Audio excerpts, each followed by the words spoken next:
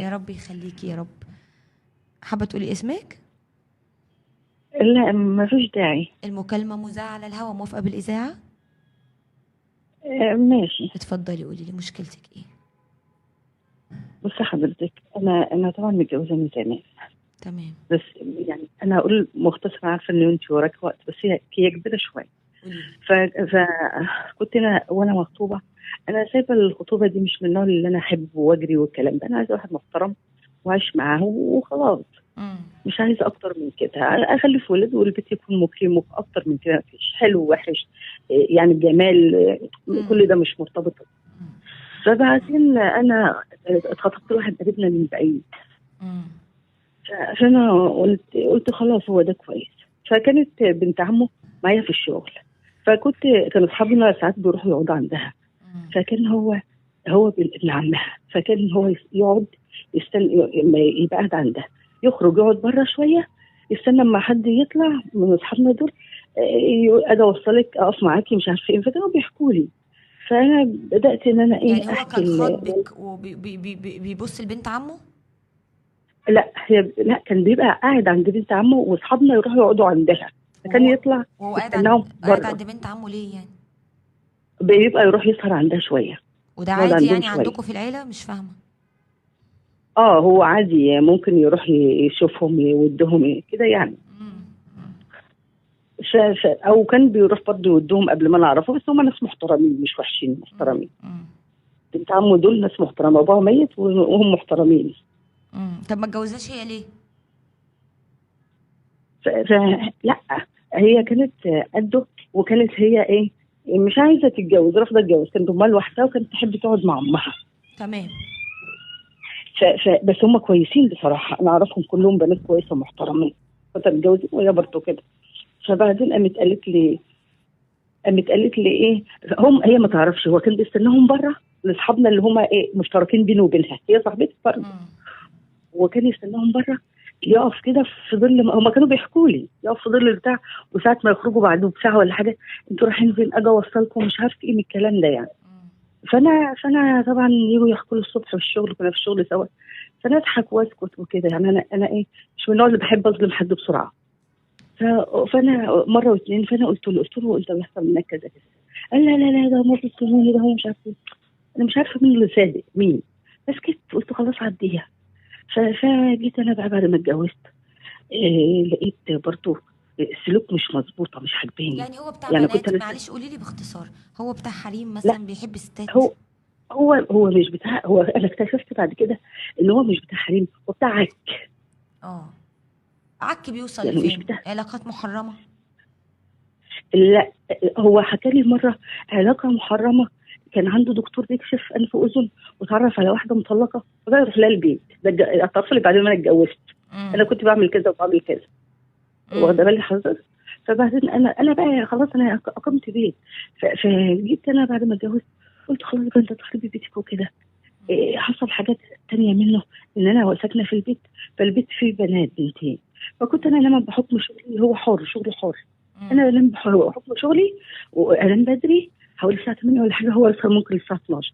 فكانت الجاره اللي جنبي الساكنه جنبي تقول لي ايه يا ستي انت بتنام بدري بسرعه ليه كده؟ فانا مش عارفه في ايه. قلت لها انا حكم شغلي والكلام ده يعني ما عنديش سهر. قالت لي لا، ده مره في مره. فقالت لي لا انا زعلانه منك. بقول لها ليه؟ قالت لي انت بتنامي وجوزك بيبقى قاعد مع البنتين دول. البنتين دول واحده في الدبلوم والثانيه صغيره. فقلت ده بنات صغيره يعني ما فيهاش حاجه. وبيقعد وبعدين عيلتها بيقعد ازاي موجوده. يعني؟ بيفتح باب الشقة ويتقابلوا على السلم؟ لا لا، بيبقى قاعد بره البيت، على حته جميله كده، بيبقوا امم. عاملينها. امم. واهلهم بيبقوا قاعدين وكده، فاصحاب البيت فيطلعوا يسيبوهم. ودول بنتين، البنتين امم. كويسين جدا بصراحه. امم. بس هو يعني بيبقى قاعد معاهم يعني كده برضه، يضحك ما اعرفش إيه. فجيت انا قلت له ما يصحش، شكلها مش حلو البيت سكان. فبدا يصهر فوق معاهم. قلت والله اهلها هم حرين، بس البنتين محترمين بس صغيرين برقه يعني. انا برضه بخاف على الجو يعني، وبخاف الشكل العام. فالمهم مره في مره اتضايقت. فانا رحت حكيت لوالدي، قلت له الموضوع كذا كذا كذا. قال لا لا لا، ده كل الكلام اللي انت وكنت قبل الخطوبه كذا وكذا. قال لا، كل اللي انت بتحكيه ده الناس اكيد هي عايزه توقع بين السنين. قلت له ناس مين؟ قال اللي بتحكي لك، واللي بتقول لك بتسامي بدر، واللي بتقول لك ده بيقف بره وبيستناها. لقيته ما خدش الكلام مني بحق الجديه. فقلت له يعني ايه؟ قال لا يعني الناس دول عايزه توقع بينكم والكلام ده، انت بقالك قد ايه اكيد هم متجوزه؟ عندهم. انا بقى لي حوالي دخلت في 30 سنه. 30 سنه. طيب ايوه، عندك ولاد طبعا؟ عندي ما شاء الله ومحترمين وقمر. ما شاء الله، ربنا يبارك يا رب يا حبيبتي، ربنا يبارك. طب متربيين فين تربيه فين حلوه ونضيفه. المشكله بقى؟ قولي لي المشكله على انا طول. اقول لحضرتك المشكله عشان انا بدات ان انا اقول ايه، يا ستي عدي عدي عدي. بدات ان انا ابص الاقي قعدت 10 سنين يا استاذه مروه، نروح في الاسواق وناس تقابلني تقول لي انا بقلب، انت بتروحي السوق وانت مش تقولي لجوزك انت بتبقي فين؟ ده بيتالف عليك في السوق. انا مش واخده بالي. واحده قريبتي، واحده غريبه، انا اقول لها ليه؟ تقول لي شفته في الحته الفلانيه، شفته. انا مش فاهمه برضه.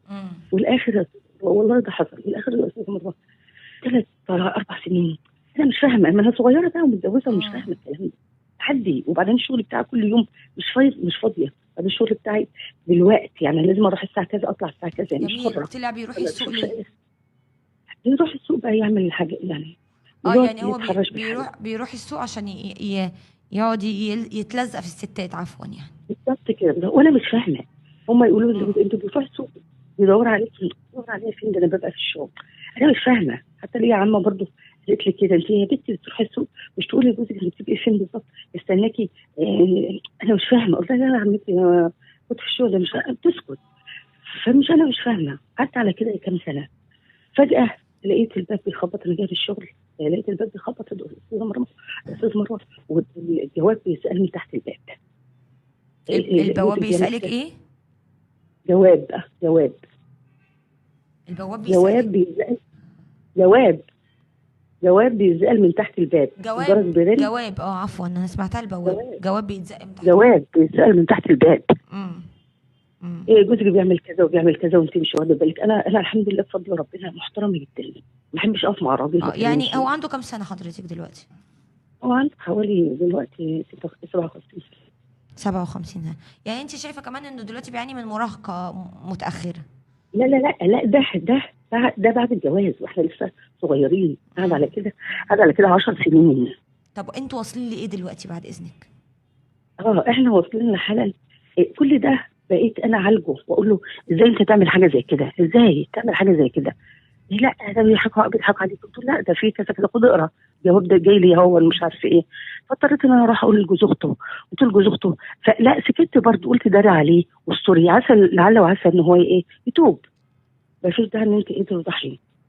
فجيت انا بعد كده لقيته صاحب واحده يعني مش جميله قوي بس غلبانه، وجوزها غلبان قوي بيشتغل باليوم، وبقى يروح معاها ويجي ويروح البيت وجوزها مش موجود والكلام ده. فانا اكتشفت الكلام ده لما هو رحت عند بيتهم، عند بيت اهله، لقيتها جايبه زياره وحاجات وهي غلبانه، وجايبه محاضره ورايحه عند حماتي. قلت له هي جايه ليه؟ عايزه ايه؟ قال لي ما فيش انا صدفه ان انا رحت. قلت له عايزه ايه؟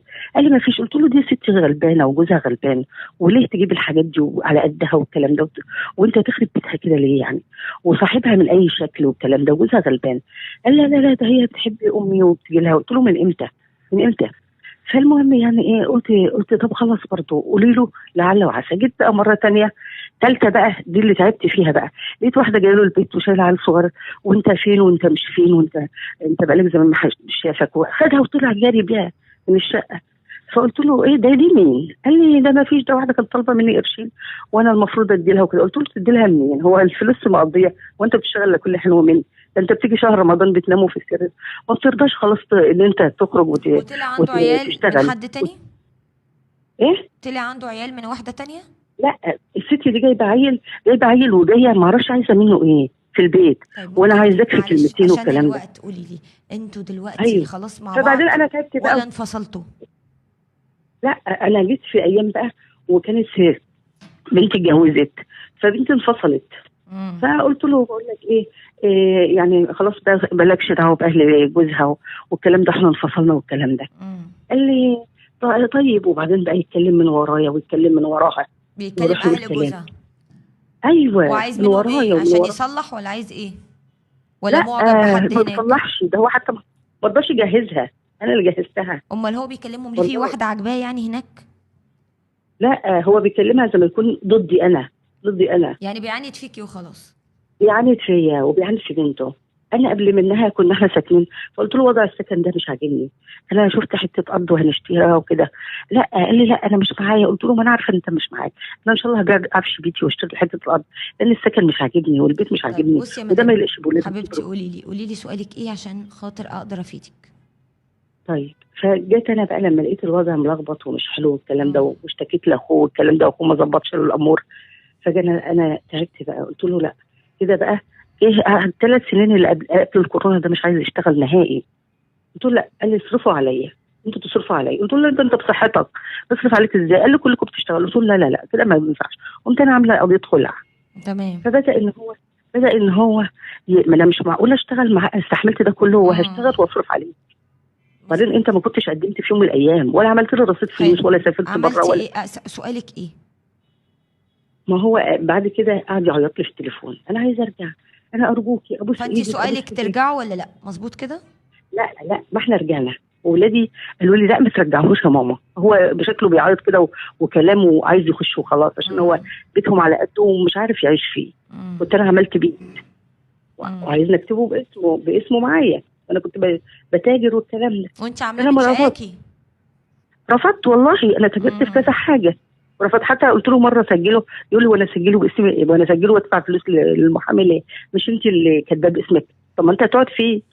المهم قلت له طب خلاص، كل ده على يد اهله، يعني اهله شايفين ان انا اشتريته وعملته، واخوه كان ماشي معايا في الموضوع، فقال لي اخوه اكتبيه بينك يا وبينه. قلت له لا يا واكتبه امي يا حبيبتي، قولي لي سؤالك عشان الوقت، والله هم بيستعجلوني، بس قولي لي سؤالك. طبعا. سؤالي عشان حالا. اقدر افيدك. اتفضلي. طيب سؤالي حالا يا استاذه، انا فوجئت لقيت حمات بنتي جايه بتقول لي ايه يعني انا عايزه اخد البنت. قلت لها ازاي تاخد البنت؟ قالت لي ايوه عايزه اخدها. قلت لها لا لا طبعا انت بتاخديها اوقات معينه تشوفيها وتجيبوها، والمحكمه البنت قايله اللي ان هي انتوا بنت تشوفوها ساعه بس. بنتك. بنت بنتي. قلت لها امم. المحكمه قالت ان هي ساعه بس اللي انت تاخدوه. امم. فانا قلت لا. قلت لبنتي ضغطت على بنتي، قلت لها ده صله رحم واحنا نعمل لوجه الله، لازم تروح عند ابوها شويه يا حبيبه قلبي، ما تقطعهاش وتمشي تبع المحكمه، ده امم. هيبقى حرام عليك. المحكمه ما بتشوفش، المحكمه بتقضي وخلاص احنا مالناش دعوه. فبدات ان انا اقول لهم لا خدوها، ده 4 ايام في الشهر. بدا ان هم لا، اي يوم يجوا يقولوا احنا عايزينها النهارده، احنا عايزينها تقعد عندنا اكتر من اسبوع. يا جماعه البنت اللي بتدرس وكده هتضيع مستقبلها، احنا مش عايزينها تتعلم. الطريقه ما بقتش حلوه. فوجئت لقيت عشان هم بيهددوني، قالوا لي ده جوزك قايل عليكي اوحش الكلام. قلت لهم انا اوحش الكلام؟ قالوا اه وقايل عليكي كذا وقايل عليكي كلام كتير واسخ. انا انا جوزي قايل عليا. اتصدمت في اليومين اللي انا فيهم دول. قلت لهم ازاي ده كده؟ ده انا ما بقولش عليه اي كلام وبصر عليه في عقل بالي، ما قلت لهمش. فجيت انا قلت له بقى، قلت له انت بتقول عليا كذا كذا، لا ده عايزين يوقعوا بينك وبيني، ده انا الظلمه ده. قلت له لا لا لا انا مصدقه، لا ما تقولش كده، لا لا اذا كانت هي ماليه ايدها من الكلام، وايام ما انتوا كنتوا كذا كذا وقاعد يقول عليك يقول انا كده فنفسيتي تعبانه، انا ما بكلمهوش بقى لي شهر او شهرين، فانا حالا عايزه انفصل. فرايك؟ طب اسمعيني يا حبيبتي، اسمعيني. يعني طبعا مشكلة طويلة تفاصيلها كتير أنا عارفة، ويمكن أنت حكيتي أهم التفاصيل، لكن في حاجات كتير متدارية للأسف. أنت اختيارك من البداية كان غلط، وكانت كل البشاير بتقول إن هو شخص عايز يعيش دور إن هو حبيب قلب البنات يعني، وأنت وافقتي وكملتي، اتجوزتيه وقعدتي تلصمي في العلاقة، عمايله كلها غلط فغلط. هو بني آدم غير مسؤول، ما يقدرش يكون راجل وقور محترم نفسه، ولا محترم الست اللي في حياته، ولا محترم ولاده، ما بيعرفش يحترم حد. واللي ما بيعرفش يحترم نفسه ما حدش يطلب منه انه يحترم حد. وزوجك ما بيعرفش يحترم نفسه. لما عملتي خلع يعني كان قرار كويس جدا، الحمد لله اطمنتي على اولادك، واولادك زي الفل الحمد لله. ولكن صممتي انك ترجعي على اساس ايه؟ عشان عيط لك؟ هو بيعيط عشان الاستقرار اللي انت محققه له، عشان قاعده في بيت نظيف، عشان ملوش مكان تاني، عشان هو محتاج لك بتوفري له مكان، بتوفري له حياة مستقرة، لكن هو ما عندوش حاجة يقدمها لك. ما سألتيش نفسك على مدار 30 ولا 35 سنة جواز هو قدم لك ايه؟ متهيألي الإجابة ما فيش. هو ما قدم لكيش أي حاجة، هو ما قدم لكيش أي حاجة غير إن أنت خلفتي منه ولاد، وده شيء طبيعي طبعا بيحصل بطريقة مشتركة بين الراجل والست. وما عندوش كان حاجه يقدمها لك. ست انت مستقله، بتشتغلي، موظفه، فاهمه ظروفك، الحمد لله عملتي قرشين حلوين. كان المفروض يبقى فيه اعتراض من بدري، لكن انت حاولتي تحاجي وحاولتي تضللي، ويوم ما حاولتي تعترضي وتخلعي نفسك صعب عليكي ورجعتيه تاني. فدلوقتي انت متأثرة بالكلام اللي بيقوله، لا ده بيتكلم عليكي. معلش ما تزعليش مني، انت في حاجات كتيرة حصلت اكتر من كده. قصة بس ان هم قالوا لك ده بيتكلم عليكي هي دي الحاجة اللي مخليكي عايزة تطلقي تاني؟ طب ليه؟ ما هو عمل حاجات ألعن من كده بكتير. خانك 50,000 مرة، عرف ستات كتير أكتر ما بيروح السوق يعمل حاجات مش محترمة. يعني في حاجات كتير حصلت أكتر من كده، وانتي فوتي وعديتي. لمجرد ان نسايب بنتك او حمات بنتك قالت لك لا لا ده جوزك بيقول عليكي فيكي وفيكي وفيكي، هو ده اللي وجعك عشان الناس دي بالنسبه لك دلوقتي هم اعدائك، او هم مفروض ما يعرفوش عنكم الحاجه الوحشه عشان انتوا في انفصال. انا طبعا بحييكي على فكره ان احنا ما نلعبش بعيالنا العيال ما بنحطهمش في وسطنا ورقه ضغط، ما نقدرش نعمل كده، ده حرام. واي اسرتين حصل بينهم طلاق يقدروا يوصلوا بالتراضي للحل اللي يرضي الطرفين، ارجوكوا اعملوا ده عشان الولاد نفسيتهم ما تتاثرش. المحكمه بنلجا لها في حاله استحاله العشره، وان ده شخص مش هينفع نتعامل معاه، مش هينفع نتفاهم معاه. لكن طالما بالتراضي هم بيجوا ياخدوها بما يرضي الله ويرجعوها لكم. قعدت عندهم 4 ايام وما اتعلقوا بيها، اتعلقوا بالطفله، فحسوا ان ال4 ايام مش كافيين فعايزينهم يبقوا 6. لو الام بالتراضي واثقه ان البنت في امان، وان البنت بتاكل كويس وبتشرب كويس ومهتمين بيها، مفيش مشكله. طول فتره المدارس طبعا في استقرار، لكن لو في الاجازه ال4 بقوا 6 مش مشكله. خلينا نمشي بالموضوع بالتراضي. اي حد بيقول لك ده فلان بيقول عليكي ستي ودانك، والكلام للجميع. اي حد عايز يبلغك ان حد بيقول عليك كلام ما تحاولش تسمعه، اعتزل ما يؤذيك. ما تحاولش تسمع ان فلان قال عليك، لان حتى صادق او كذاب. ما تحاولش تبوظ نفسيتك الحلوه، ما تحاولش تعكر صفو جمال قلبك. حمات بنتك ست مش كويسه، لان حتى لو زوجك قال عليكي اي كلام وهي عندها اخلاق مش هتيجي تقولك، ومش هتيجي توقع الدنيا وهي عارفه ان الدنيا مش احسن حاجه. اكيد هي فاهمه، فمش هتيجي تقولك ده. لكن هي عايزه تضايقك، فما تديهاش مساحه. ولو ده السبب اللي انت عايزه تاني تخلعيه او تطلقي منه بسببه، ده مش سبب قوي لانه عمل اكتر من كده. انت بقى عايزه تخلعيه تاني عشان انت عارفه انه ده شخص لا يحتمل وكفايه لحد كده، دي قصه تانية. خرجيه بقى من حياتك خالص نهائيا، وخاصه انه عايز يعيش عاله ويقولك اصرفوا عليا. لا ده ما ينفعنيش. القوامة أصلا على الراجل. قصة إن أنت طول عمرك بتلصمي وأنت اللي تجهزي، فده كان غلط برضو منك. طالما كنت كده كده هتعملي، كنت من زمان خدي القرار بالانفصال. وأي ست متجوزة أي راجل هو قرر يبقى ناطح، ما تصعدوش على قراره. أنت كمان قرري ما تبقيش راجل. لو هو عايز يبقى ناطح، ما تقرريش أنت اللي تاخدي صفة الرجولة منه وتبقي أنت الراجل. أنت ست، ممكن تساعدي، ممكن تشاركي، ممكن تهدمي الدنيا، لكن ما تبقيش انت حضرتك اللي بتشتغلي وبتصرفي على البيت وهو بيسألك عملنا لنا اكل ايه النهارده. معلش، ما تبقيش انت بتشتغلي وشقيانه وجايبه له عيال، وفي الاخر يقولك دول عيالك انت، ودي دروس وودي تمارين، وكمان لما يكبروا جهزيهم وعلميهم. يبقى انت كده في حياتي مالكش وجود. فاركنك على جنب بقى وابتدي اركز فعلا، على الاقل ابقى فاهمه هنا ان انا خدت صفه الرجوله على جداره، ما انت مش موجود. خدتها عن جداره، بقيت الراجل والست في البيت. لكن تبقى قاعد عليا وعلى ولادك، لا، وده مرفوض تماما. فهتطلقي عشان الست دي بتقوم ما بينكم، بتقولك جوزك بيقول عليكي، ده مش سبب. وما تسمعيش لاي حد بيجي ينقلك كلام على لسان حد. لكن هتطلقي عشان انت جبتي اخرك، وهو كمان عايز يخليكي تشيلي شيلته، وكمان مش مكفيه انه عايش في بيت مستقر، ده يلا اصرفي عليا كمان. يبقى لحد هنا مش هكمل، وما تلزمنيش العيشة، وقرار جه متأخر، بس الحمد لله، قدر الله ما شاء فعل. ربنا يصلح الحال للجميع يا رب. ما تأخروش قرارات، أحيانا تأخيرها ما بيبقاش فيه أي مصلحة ليكم. أي ست شايفة إن جوزها ما فيش منه رجا، راجل مش محترم، راجل ما بيحترمش نفسه، ولا بيحترم البيت اللي هو فيه، ولا بيحترم زوجته، ولا بيحترم ولاده، ما بيصرفش، بيشرب مخدرات، ما تقعديش تلصمي في علاقة فاشلة. ما تأخروش قرارات مش هتفيد بتأخيرها شيء، بالعكس مش هينوبك غير ان انت تتوجعي وتتقهري وتحسي ان انت بني ادمه شلتي فوق طاقتك واحتمالك. ما تاخروش قرارات، في وقتها تبقى احسن. خلوني اطلع فاصل وارجع تاني.